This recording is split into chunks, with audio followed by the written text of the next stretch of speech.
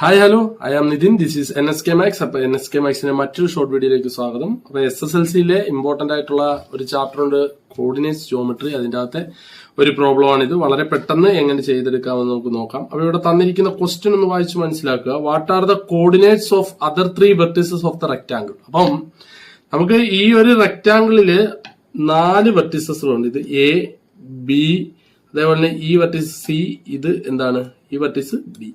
നമുക്കറിയാം ഇത് ആക്സിസുകളാണ് അല്ലെ.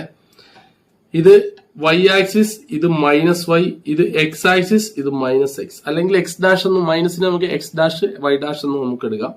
നിങ്ങൾ മനസ്സിലാക്കേണ്ട കാര്യം, ഈ എക്സ് വൈ ഇത് നോക്കിയേ, എക്സ് വൈ ഏതൊരു കോർഡിനേറ്റ് എഴുതുമ്പോഴും ആദ്യം നമ്മൾ എഴുതുന്നത് x ആക്സിസും രണ്ടാമത് എഴുതുന്നത്. അപ്പം ഈ കോർഡിനേറ്റില് x ആക്സിസും പോസിറ്റീവ് ആണ്, y ആക്സിസും പോസിറ്റീവ് ആണ്. ഈ കോർഡിനേറ്റിൽ x ആക്സിസ് നെഗറ്റീവ് ആണ്, y ആക്സിസ് എന്താണ് പോസിറ്റീവ് ആണ്. കണ്ടാ, y ആക്സിസ് ഇവിടെ എന്താണ് പോസിറ്റീവ് ആണ്.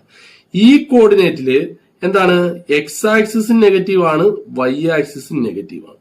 ഓക്കെ, ഈ കോർഡിനേറ്റിൽ എന്താണ് x ആക്സിസ് പോസിറ്റീവ് ആണ്, y ആക്സിസ് എന്താണ് നെഗറ്റീവ്. അപ്പൊ അവിടെ വരുന്ന കോർഡിനേറ്റ് വാല്യൂസുകളും ഇതനുസരിച്ചായിരിക്കും. ഇവിടെ നോക്കിയേ, x ആക്സിസ് 3 ആണ്, y ആക്സിസ് 2 ആണ് അല്ലെ. അപ്പൊ രണ്ടും പോസിറ്റീവ് ആണ്. അപ്പൊ സ്വാഭാവികമായിട്ട് ഇവിടെ എന്ത് വരും, x ആക്സിസ് 3 അല്ലേ. അപ്പൊ റെക്ടാംഗിൾ ആയതുകൊണ്ട് എല്ലാ വശങ്ങളും തുല്യമായിരിക്കും. അപ്പൊ ഇവിടെ എന്തായിരിക്കും, -3 ആയിരിക്കും. y ആക്സിസ് പോസിറ്റീവ് ആണ്, അപ്പൊ ഈ 2 അതേപോലെ തന്നെ എഴുതാം. അടുത്ത ആക്സിസ് നിങ്ങൾ നോക്കിയേ, ഈ ആക്സിസിൽ x നെഗറ്റീവ് ആണ്, y നെഗറ്റീവ് ആണ്. അപ്പൊ ഇവിടുത്തെ x ആക്സിസ് എത്ര വരും, x ആക്സിസ് ഏത് പോയിന്റ് തന്നെയാണ്, എന്താണ് 3 ആണ്. Therefore ഇവിടെ എന്ത് വരും, -3. y ആക്സിസ് എന്താണ് -2, രണ്ട് നെഗറ്റീവ്. അപ്പൊ ഇവിടെ സ്വാഭാവികമായിട്ട് നിങ്ങളിപ്പോ പറഞ്ഞു കാണും, ഈ പോയിന്റ് എന്തായിരിക്കും, -3 ആണോ, അല്ല 3, ബിക്കോസ് ഇവിടെ x ആക്സിസ് പോസിറ്റീവ് ആണ്.